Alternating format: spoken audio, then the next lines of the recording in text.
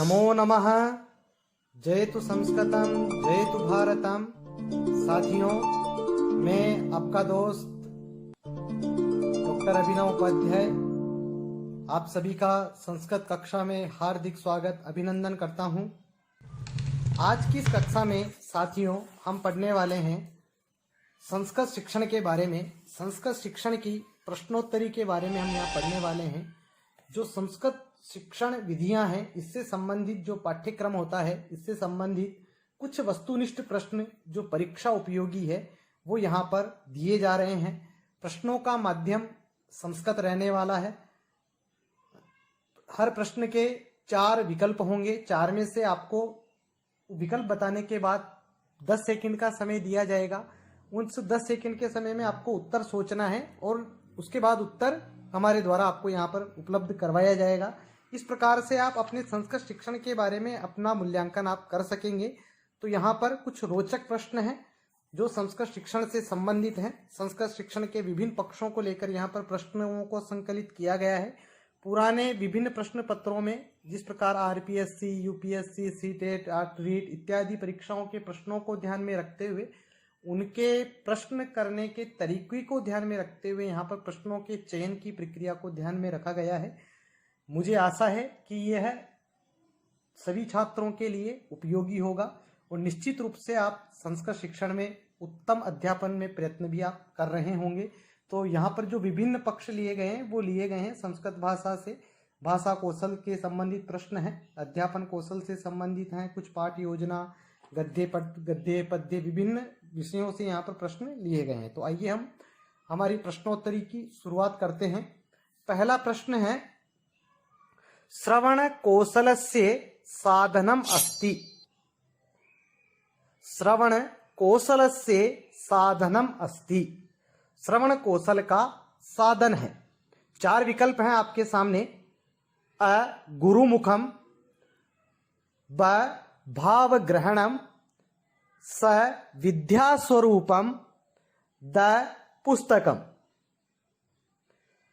दोबारा बोल रहा हूं विकल्प। गुरुमुखम, गुरुमुख से, भावग्रहणम, भावग्रहण के द्वारा, विद्यास्वरूपम, विद्यास्वरूप से, पुस्तकम, पुस्तक से। श्रवण कौशल का साधन है। इन 4 में से कौन सा है ये आपको बताना है। 10 सेकंड आपके हुए हैं पूरे जी। यदि आपका उत्तर गुरुमुखम है तो आप बिल्कुल सही हैं, गुरुमुखम, क्योंकि गुरुमुख के द्वारा ही सुनने का अवसर यहां पर मिलता है। फिर हमारा दूसरा प्रश्न है जो आपके सामने है, भाषण कौशल से आवश्यकता भवति। भाषण कौशल से आवश्यकता भवति। भाषण कौशल की आवश्यकता होती है। क्यों होती है? 4 विकल्प हैं आपके सामने। गुरुमुखाय, ऑप्शन है गुरुमुखाय, गुरुमुख के लिए। भावग्रहणाय, भाव ग्रहण के लिए। स ऑप्शन है शिक्षा अध्ययनाय, शिक्षा अध्ययन के लिए। द पठनाय, पढ़ने के लिए। तो आपके सामने 4 ऑप्शन है। प्रश्न था भाषण कौशल से आवश्यकता भवति। भाषण कौशल की आवश्यकता होती है। क्यों भाषण कौशल की आवश्यकता होती है? इन 4 ऑप्शन में से आपको बताना है। यहां पर चारों ऑप्शन में एक ही विभक्ति है। कौन सी विभक्ति है आप बता सकते हैं? रामः रामाय, मित्रम मित्राय, बालकः बालकाय। तो सभी में चतुर्थी विभक्ति है, के लिए। तो किसके लिए? तो यहां पर सही उत्तर है, यदि आप यहां पर यदि आप सोच रहे हैं गुरुमुखाय, तो आप बिल्कुल, आपका उत्तर गलत है। यहां पर सही उत्तर है भावग्रहणाय। बी ऑप्शन यहां पर बिल्कुल सही है, भावग्रहणाय। भाव ग्रहण के लिए भाषण कौशल की आवश्यकता है। तीसरा प्रश्न है आपकी स्क्रीन पर, भाषा अध्ययन से माध्यमः वर्तते। भाषा अध्ययन से माध्यमः वर्तते। जो आपको 4 विकल्प दिए हैं, इनमें से आपको बताना है कि भाषा अध्ययन का माध्यम है। भाषा अध्ययन का माध्यम है। अ मातृभाषा माध्यमेन, ब अनुवाद माध्यमेन, स व्याकरण अनुवाद माध्यमेन, द भाषा माध्यमेन। अत्र उत्तरमस्ति, भवन्तः एव चिन्तयतु, माध्यमेन किसके माध्यम से भाषा का अध्ययन होना चाहिए, ये प्रश्न है। 4 विकल्प हैं, मातृभाषा माध्यमेन, अनुवाद माध्यमेन, व्याकरण अनुवाद माध्यमेन, भाषा माध्यमेन। तो यहां पर आपको पता होना चाहिए कौन सी विभक्ति है। चारों में एक समान विभक्ति है, नेन, एन, माध्यमेन। तो यहां पर विभक्ति है जी, बिल्कुल तृतीय विभक्ति एक वचन।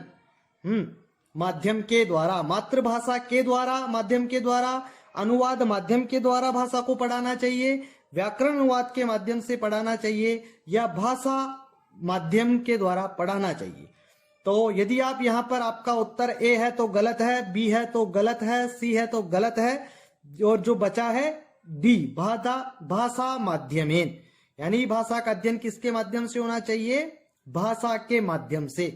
तो यहां पर डी उत्तर, द चौथा विकल्प बिल्कुल सही है। आइए, ये बहुत अच्छा रोचक विषय है।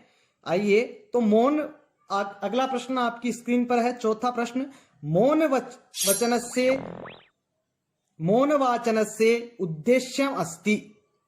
मौनवाचन का उद्देश्य है, मौनवाचनस्य उद्देश्यम अस्ति अ विरामादि चिन्हानां प्रयोग ज्ञानम। ब ऑप्शन है शुद्धोच्चारण से संपादन सहायता प्रदानम। सी ऑप्शन है वाचनस्य गतौ नियंत्रणं प्राप्नुयुः वाचन गतेः वर्धनम। चौथा विकल्प है वाचन गतेः वर्धनम, यानी मौन वाचन का उद्देश्य है। प्रश्न है मौन वाचनस्य उद्देश्यम अस्ति, मौन वाचन का क्या उद्देश्य है। मौन वाचन का मुख्य उद्देश्य क्या, यानी विराम आदि चिन्हों का प्रयोग ज्ञान करवाना। जो विराम आदि चिन्ह होते हैं, जहां रुका जाता है, जो इसके जो चिन्ह होते हैं कोमा आदि, इनके प्रयोग ज्ञान के लिए क्या मौन वाचन करवाया जाता है।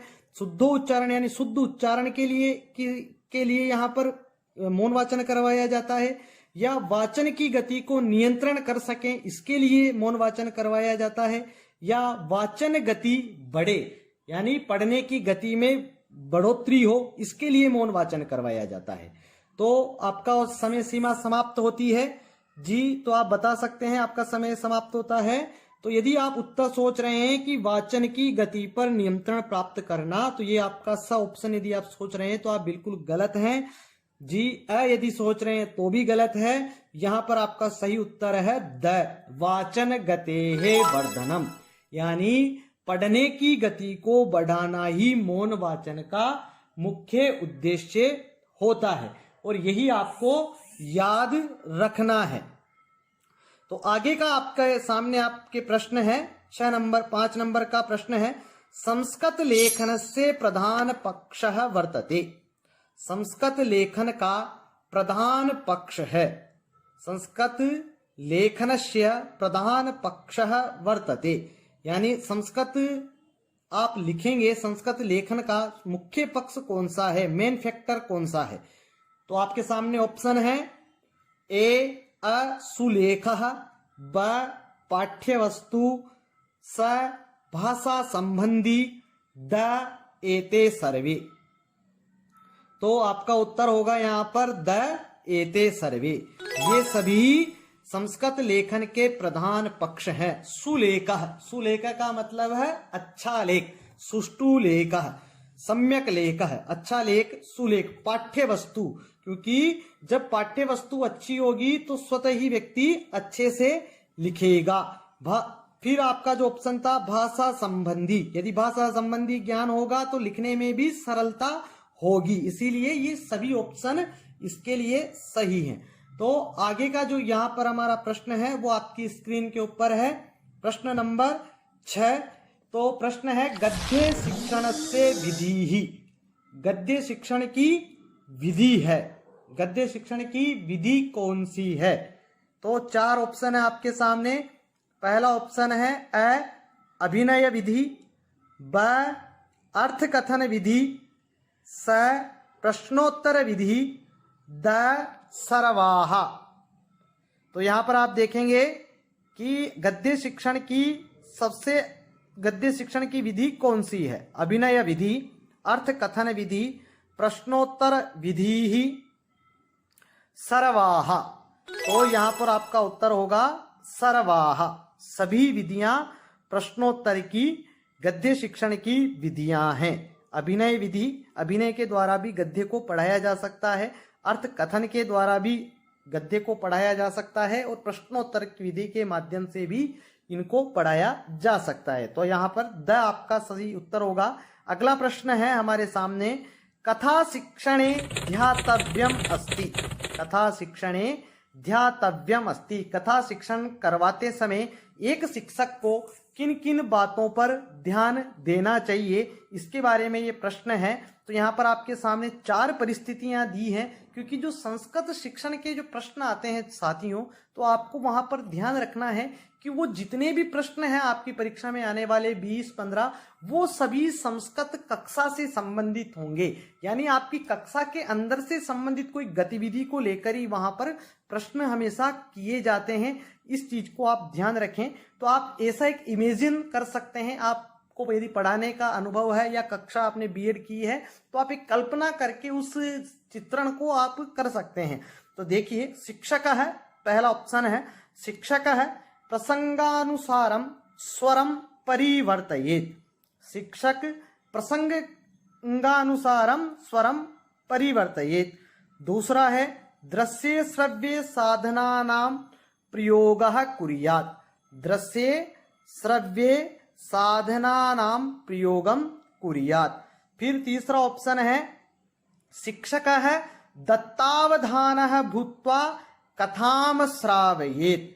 शिक्षक दत्तावधानः भूत्वा कथां श्रावयेत्। दः सर्वाणि एतानि। तो पहले का क्या अभिप्राय है? शिक्षकः प्रसंगानुसारम स्वरम परिवर्तयेत्। शिक्षक प्रसंग के अनुसार, जैसा कथा का भाव है, जैसा कथा का प्रसंग है, उसके अनुसार अपने बोलने के स्वर में परिवर्तन करता रहे। यदि कहीं पर क्रोध का विषय है तो क्रोध वाले विषय में बोला, कभी करुणा का है तो करुणा वाले स्वर में बोला, कभी यदि उसी प्रकार से बोलना। फिर आगे का ऑप्शन है ब, दृश्य श्रव्य साधनानां प्रयोगः कुर्यात्। जो आपके दृश्य श्रव्य साधन है, इनका प्रयोग करे, बिल्कुल करना चाहिए, ध्यान रखना चाहिए। तीसरा ऑप्शन है, शिक्षकः दत्तावधानः भूत्वा कथां श्रावेत्। यानी जब अध्यापक कक्षा में कथा सुना रहा है तो बिल्कुल उस कथा के प्रति ही डेडिकेट रहे, उसे के प्रति समर्पित रहे, उसे ही बिल्कुल ध्यान से सुनाए। उस समय कोई दूसरा विचार या कोई दूसरी चीज मस्तिष्क में नहीं चलनी चाहिए। यानी इन सभी ये सारी चीजें ही कथा शिक्षण में ध्यान रखने योग्य हैं। तो इसलिए हम यहाँ पर द हमारा जो विकल्प है सर्वाणि एतानि, इसे हम सही मानेंगे। तो आगे का हमारा 8वां प्रश्न आपकी स्क्रीन के ऊपर है कि व्याकरण शास्त्र से विधि अस्ति। व्याकरण शास्त्र की विधि है। व्याकरण शास्त्र की कौन सी विधि है? तो आगमन विधि, ब निगमन विधि, स सूत्र विधि, द सर्वाः। जी, इस प्रश्न का उत्तर सभी छात्र दे सकते हैं। ये बहुत अच्छा प्रश्न है जी। यहाँ पर सभी द सर्वाः, ये जितनी भी विधियां हैं, आगमन विधि निगमन विधि मिलकर आगमन निगमन विधि भी जो बनती है, और सूत्र विधि, क्योंकि हमें सारे सूत्र के माध्यम से ही व्याकरण का मुनियों त्रिमुनियों के द्वारा हमें ज्ञान मिला है। तो यहाँ पर भी द सर्वाः बिल्कुल सही है। अगला प्रश्न आपकी स्क्रीन के ऊपर है, शास्त्रार्थः कस्य विधेः उदाहरणम। जो शास्त्रार्थ है वह कौन सी विधि का उदाहरण है? शास्त्रार्थः कस्य विधेः उदाहरणम। अ परायण विधेः, ब वाद विवाद विधेः, स भाषण विधेः, द प्रश्नोत्तर विधेः। 4 विकल्प हैं आपके सामने। पहला विकल्प है परायण विधेः, परायण विधि के द्वारा, विधि से। वाद विवाद विधेः, वाद विवाद विधि का उदाहरण है। भाषण विधेः, भाषण विधि का उदाहरण है। प्रश्नोत्तर विधेः, प्रश्नोत्तर विधि का उदाहरण है। तो शास्त्रार्थ वाद विवाद विधि का एक उदाहरण है। जब शास्त्रार्थ होता था तो जब गुरु प्राचीन काल में गुरुकुलों में अध्यापक जब गुरु होते थे वो छात्रों को कोई विषय का अध्यापन करवाते थे, पढ़ाते थे, तो उसके बाद उन जो पढ़ाया है उसको याद करवाया जाता था और कुछ व्याख्यान दिए जाते थे। उनको याद किए हुए को और व्याख्यान को जो छात्रों ने याद किया है उसी में प्रश्न और प्रति प्रश्न अपनी जिज्ञासा का समाधान अध्यापकों के साथ व कुछ जो वरिष्ठ छात्र जो प्रतिभावान छात्र होते थे उनके साथ शास्त्रार्थ किया जाता था, जिससे सभी छात्रों की जिज्ञासाएं शांत समन की जाती थी। उसे ही हम शास्त्रार्थ विधि और वर्तमान में जिसे हम ग्रुप डिस्कशन या वाद विवाद विधि कहते हैं। तो ये आपका यहाँ पर सही उत्तर होगा, ब ऑप्शन आपका बिल्कुल सही है। आइए आगे का प्रश्न है, 10वां प्रश्न आपकी स्क्रीन के ऊपर। प्राथमिक स्तरे व्याकरण शास्त्र से सर्वोत्कृष्ट विधि अस्ति। प्राथमिक स्तरे व्याकरण शास्त्र से सर्वोत्कृष्ट विधि अस्ति। प्राथमिक स्तर जो कक्षा होती है, तो आपको यहाँ पर याद रखना है कि जो प्राथमिक स्तर है यहाँ पर कौन सी विधि सर्वोत्कृष्ट है, तो वो है अव्याकृत विधि, निगमन विधि, सूत्र विधि और आगमन विधि। तो यहाँ पर ये सभी व्याकरण की विधियां हैं 3, और अव्याकृत विधि है जो सरल विधि है। अ ऑप्शन यहाँ पर बिल्कुल सही है। अगला प्रश्न है, एनसीईआरटी संस्थायाः स्थापना वर्षम किम? स्थापना वर्षम किम? 1961, 1953, 1950, 1973। तो आपको ये याद रखना है एनसीईआरटी की संस्था का स्थापन वर्ष क्या है। यहां पर बिल्कुल सही उत्तर है 1961। आगे का प्रश्न है, संस्कृत शिक्षकस्य मुख्यम कर्तव्यम अस्ति। संस्कृत शिक्षक का मुख्य कर्तव्य है संस्कृतेन पाठनम, निंदनम, कर्मकांडः, व्यवसायः। तो यहां पर सही उत्तर होगा संस्कृतेन पाठनम। अग्रिमः प्रश्नः अस्ति, हर्बर्ट पाठयोजनायाः निर्माता अस्ति। हर्बर्ट पाठयोजना का निर्माता कौन है? किसने हर्बर्ट पाठयोजना बताई है? तो प्रोफेसर डंकन महोदयः, बी प्रोफेसर विद्या वाचस्पतिः, स ऑप्शन है professor Kothari, the professor Herbert महोदय। तो सही उत्तर है यहां पर द प्रोफेसर हर्बर्ट महोदय। अगला प्रश्न है, पाठ योजनायाः आविर्भावः। पाठ योजना का आविर्भाव का कारण क्या है? संस्कृतेन, राजनीतिना, समाजशास्त्रेण, गेस्टाल्ट मनोविज्ञानेन। तो यहां पर सही उत्तर है द गेस्टाल्ट मनोविज्ञानेन। अग्रिम प्रश्न है, भाषा अधिगमस्य अवयवाः कति? भाषा अधिगम के कितने अवयव हैं भाषा सीखने के? 2, 4, 3, 5। तो सही उत्तर होगा ब 4। अग्रिम प्रश्न है आपके सामने, व्याकरण शिक्षण से सूत्र विधेः अपरम नाम किम? जो व्याकरण शिक्षण की सूत्र विधि है उसका दूसरा नाम क्या है? व्याकरण शिक्षण से सूत्र विधेः अपरम नाम किम? विकल्पः अस्ति परायण विधिः, रटन विधिः, व्याख्या विधिः, कंठस्थीकरण विधिः। सही उत्तर है यहां पर स कंठस्थीकरण विधिः। कंठस्थीकरण विधि ही यहाँ पर सही उत्तर है। आगे का प्रश्न है गद्य शिक्षणस्य विधिः नास्ति। गद्य शिक्षणस्य विधिः नास्ति, गद्य शिक्षण की विधि नहीं है। अ अर्थकथन विधि, ब दंडान्वय विधि, स प्रश्नोत्तर विधि, द अभिनय विधि। गद्य शिक्षण की विधि नहीं है। अर्थकथन विधि के द्वारा गद्य शिक्षण करवाया जाता है। दंडान्वय विधि, प्रश्नोत्तर विधि, अभिनय विधि। तो यहां पर सही उत्तर है ब दंडान्वय विधि। तो दंडान्वय खंडान्वय पद्य शिक्षण की विधियां हैं। अग्रिम प्रश्न है संस्कृत शिक्षणे प्रत्यक्ष विधेः प्रयोगं कः कृतवान्। उत्तरमस्ति विकल्पः अस्ति प्रश्नः पुनः अस्ति संस्कृत शिक्षणे प्रत्यक्ष विधेः प्रयोगं कः कृतवान्। संस्कृत शिक्षण में प्रत्यक्ष विधि का प्रयोग किसने किया। तो आपके सामने साथियों 4 विकल्प हैं। पहला विकल्प है प्रोफेसर बीपी बोकिल महोदयः, बी प्रोफेसर लिंडसे महोदयः, स प्रोफेसर हर्बर्ट महोदयः, द डॉक्टर वेस्ट महोदयः। तो यहां पर सही उत्तर है अ प्रोफेसर बीपी बोकिल महोदयः।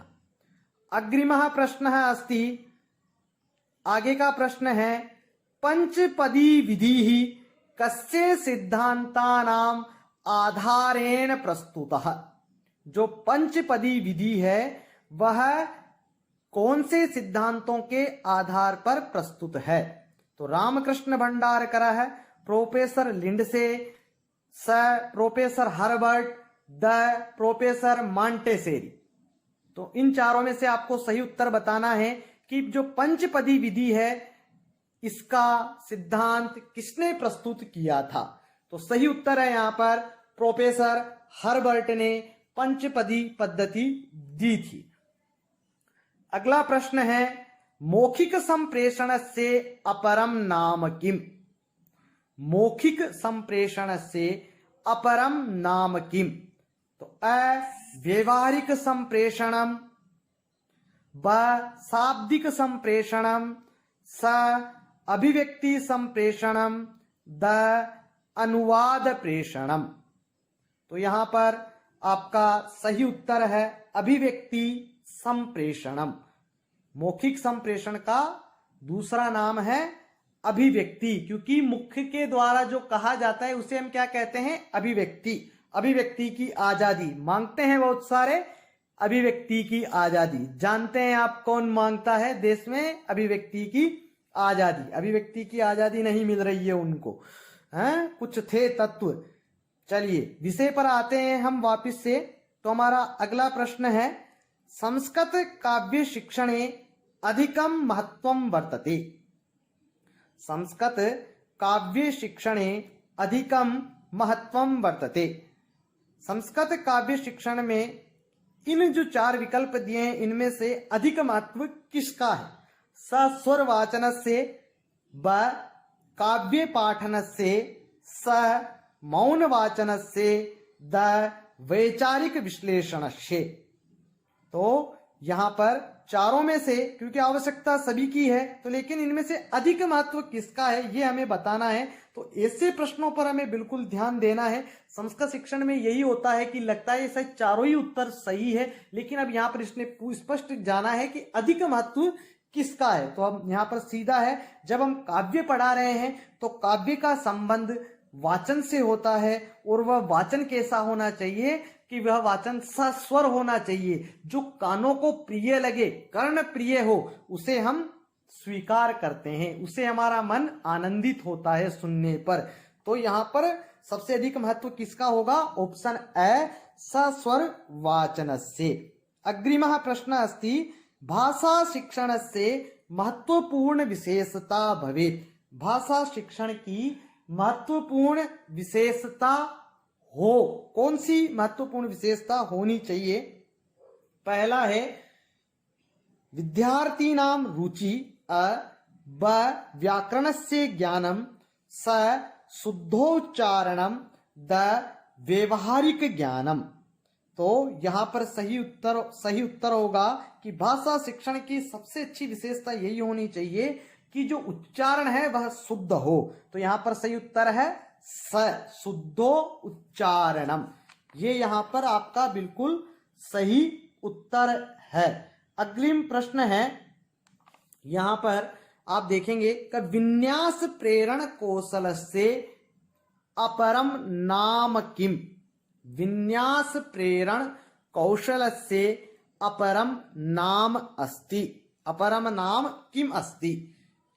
तो विकल्प है आपके सामने। पहला विकल्प है प्रश्नोत्तर कौशलम, ब प्रस्तावनात्मक कौशलम, स अन्वेषण प्रधान कौशलम, द श्याम पट्ट कौशलम। तो यहां पर आपका सही उत्तर है प्रस्तावनात्मक कौशलम। विन्यास प्रेरण कौशल किसका अपर नाम है? प्रस्तावनात्मक कौशल का अपर नाम है। तो आप यहां पर ध्यान रखेंगे। अग्रिम प्रश्न है, व्याकरण से प्रमुखम कार्यम अस्ति। व्याकरण का प्रमुख कार्य है। ऑप्शन ए समाजस्य स्थापना, बी धर्मस्य स्थापना प्रधानता, सी भाषायाः विश्लेषणम, द अर्थस्य विश्लेषणम। तो व्याकरण का प्रमुख कार्य क्या है? समाज की स्थापना करना, धर्म की प्रधानता, भाषा का विश्लेषण करना या अर्थ का विश्लेषण करना।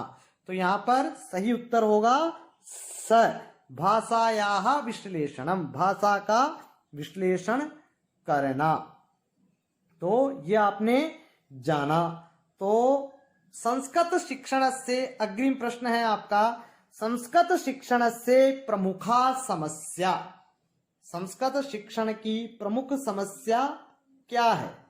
तो चार ऑप्शन है, चार विकल्प हैं आपके सामने। पहला विकल्प है दोषपूर्ण शिक्षा पद्धति ही, बी ऑप्शन है अशिक्षा, सी ऑप्शन है संसाधना नाम, द ऑप्शन है, द विकल्प जो है भेदभाव पूर्ण शिक्षणम। तो यहां पर सही उत्तर जो है संस्कृत शिक्षण की प्रमुख समस्या क्या है? यहां पर समस्याएं तो चारों हैं, लेकिन चारों में से हमें बताना है कि जो सबसे प्रमुख समस्या क्या है, तो वह है दोषपूर्ण शिक्षा पद्धति। क्योंकि आप सभी जानते हैं छात्रों कि जो हमारी वर्तमान की शिक्षा जो प्रणाली है वो कहीं ना कहीं अभी तक मेकाले के चलाए हुए काल चक्र से आज तक भी प्रभावित है। तो इसे भी हमें ध्यान रखना होगा। अगला प्रश्न है आपकी स्क्रीन के ऊपर, शिक्षणम भवेत्। शिक्षण कैसा होना चाहिए? शिक्षणम भवेत्, शिक्षणम भवेत्, शिक्षण कैसा होना चाहिए? तो पहला विकल्प है कठिनात सरलम, ब सरलात कठिनम, स तर्कात मनोविज्ञानम, द संश्लेषणात विश्लेषणम। तो शिक्षण कैसा हो, जब अध्यापक कक्षा में पढ़ाए तो इन चारों में से किस प्रकार का शिक्षण कक्षा में करवाना चाहिए? तो सही विकल्प होगा यहां पर सरलात कठिनम, सरल से कठिन की ओर यहां पर हमें करवाना चाहिए अध्यापन। ये हमें याद रखना है। अंतिम प्रश्न है आपके सामने, पतंजलि महोदयः प्रवर्तकः अस्ति। कौन सी पद्धति के पतंजलि महोदय, जो पतंजलि हमारे मुनि हुए हैं, वो कौन सी शिक्षण पद्धति के प्रवर्तक हैं? चार विकल्प हैं, चार पद्धतियां आपके सामने रखी हैं। इनमें से आपको बताना है निगमन पद्धति ही, ब आगमन पद्धति ही, स व्याकरण पद्धति ही, द समास पद्धति ही। तो यहां पर आपका बिल्कुल जो सही उत्तर है वह है आगमन पद्धति। ब पतंजलि आगमन पद्धति के प्रवर्तक हैं। तो ये प्रश्नोत्तरी आपके लिए जरूर लाभदायक होगी। अपने सभी मित्रों तक इसे शेयर करना ना भूलें। चैनल पर यदि आप नए हैं तो इसे सब्सक्राइब करना ना भूलें, साथ ही बेल आइकन को दबाएं, जिससे कि आने वाले इस प्रकार के हम रुचिपूर्ण वीडियो डालते रहेंगे, आपको मिलते रहें जिनकी सूचनाएं। फिर मिलेंगे। जय तु संस्कृतम, जय तु भारतम, भारत माता की जय।